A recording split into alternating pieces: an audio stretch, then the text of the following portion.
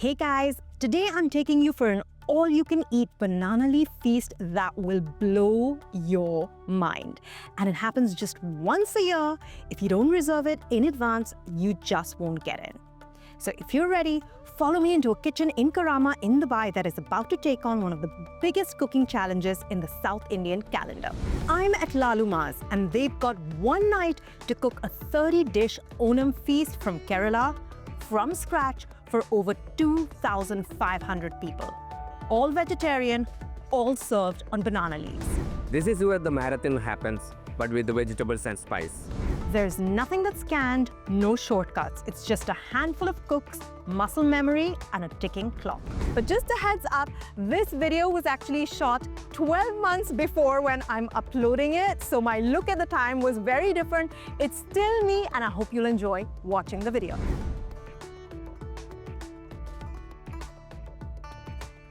But first, a quick detour for context. Onam is a festival in Kerala that remembers King Mahabali, a demon king who was so beloved by his people, the other gods got jealous and eventually schemed to get him exiled. But once a year, he returns. And that homecoming is what this feast celebrates. Across Kerala and right here across restaurants in Dubai, where folks like Fatima at Lallummas don't take it lightly. Actually, this is a festival for all of us. Like in the restaurant, the staffs are also enjoying. They are well prepared for this, and all are super excited for welcoming Onam, and they really enjoy. Stepping behind the kitchen doors, it's a bit of a shock. It's pretty calm. I was expecting this to be a volcano of activity. For such a giant feast, the whole situation is kind of anticlimactic, and there's not as many cooks as I'd have expected. So this is the executive chef at Lallummas, Vipin, and he is mixing up a massive bowl of something, a massive pot of something. Chef Vipin, what are you making right here? That's called pineapple pachadi. Pineapple pachadi. This is like a sweet, savory situation. They had pineapples in there, they had grapes in there. It is one of my favorite dishes after the payasam on the banana leaf. So when does the cooking start at night? What do you all start with and what time do you start? Yeah, starting with 9 o'clock. 9 at night. 9 o'clock, but finishing around 7, 8. Oh my goodness. So 9 o'clock to 7 or 8 in the morning, that's essentially 11 hours of cooking. What is the hardest dish to make, chef? What is the hardest one? Almost. Everything is easy. When you ask the pros, everything feels easy. Mostly, I think payasam.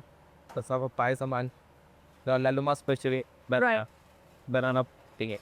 And Lallummas does a mean payasam. Which dish do you begin with? Which is your first dish that you start with for the night, and which is the last dish that you end with? Actually, starting with the scared icons. Actually, the pineapple pachadi and beetroot pachadi. So all the pachadis are the dishes with the yogurt in it, right? Yeah. Okay, so you begin with those. And But the last with the thoran.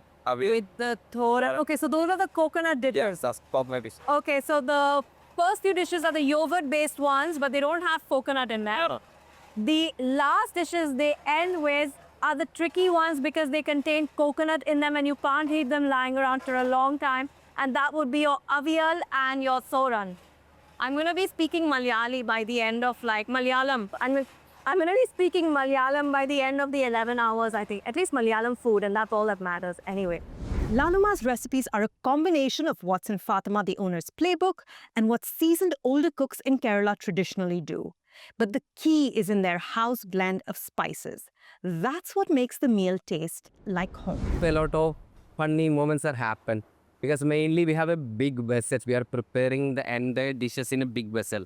So some of the person who are assigned to prepare some dishes, they can't even handle the stirring. So it will be balancing. So that's something. You need to do some weightlifting before you begin cooking for Onam Sadhya. Something like that. So it will be a funny part. And sometimes when we are ready to serve, sometimes we are ran out of bananas. You ran out of bananas? Yeah, that's the main thing. You ran out of bananas? Like you would think that is the one thing you would have too many of. What did you do? at that time someone is scrambling, right? Where is the bananas? Where is the banana? So our entire team is very focused with the vehicles and everything. So they will tap go to the market and they'll source the best quality of bananas and coming. But it's very interesting. You can't just tell a customer like, hey, we're just going to give you an apple instead on your Onam Sadhya banana leaf. No, I tell you. Mustafa, you have shown me the kitchen layout. You've shown me the chopping. There's guys responsible for that. Each person has their role around making each of these dishes. But there's one person missing in your kitchen. You don't have a chief taster. And I want to apply for that role. Let's see it. Have I got the position? Wait, let me taste. So which dishes are ready? Right now, beetroot pachadi is the one which is ready. You want to come up and see the color of this? This is such a good way of making kids eat. Like, it's completely pink with a little splash of green. I'm going to taste it. There you go.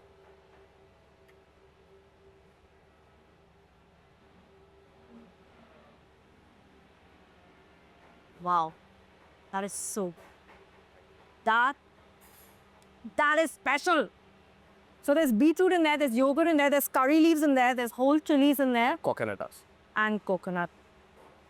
It's fantastic. Yeah. This is the pink dish that will get little girls to eat their vegetables. Like a Barbie sort. It is the Barbie. It is the Barbie dish on the banana leaf. It's really good. Wow.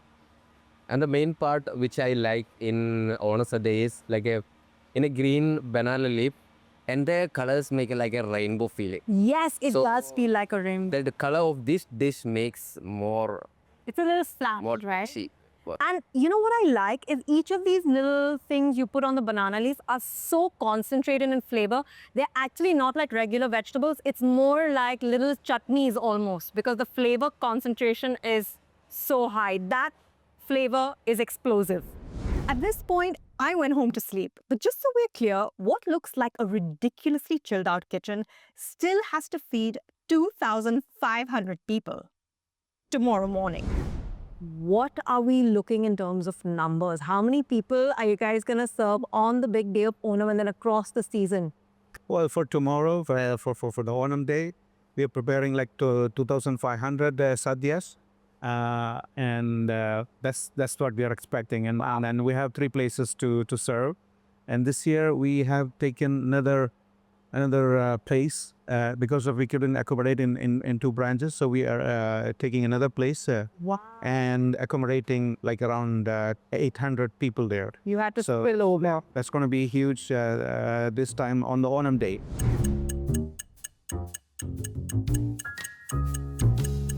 By the time I walked in at 10 a.m., the chef was already done. I mean, 5:40 a.m. done. Chilling outside the kitchen, probably scrolling through my YouTube channel. I made him subscribe, and you should too. Make sure that you hit that subscribe button, click like on this video, and hit the bell because you never want to miss another video. Now back to the action. The team's packing away takeaway sadhya boxes, and in a few hours, they'll switch gears and start the restaurant service. You see, cooking's just 60% of it. The rest is the ritual of serving. Sadhya has a rhythm. Every dish has a place on the banana leaf and a purpose. From the salt and banana and jaggery chips to the rainbow of thick gravies. And it all ends with sweet payasam. But there's one final move that every Keralite knows. Watch closely.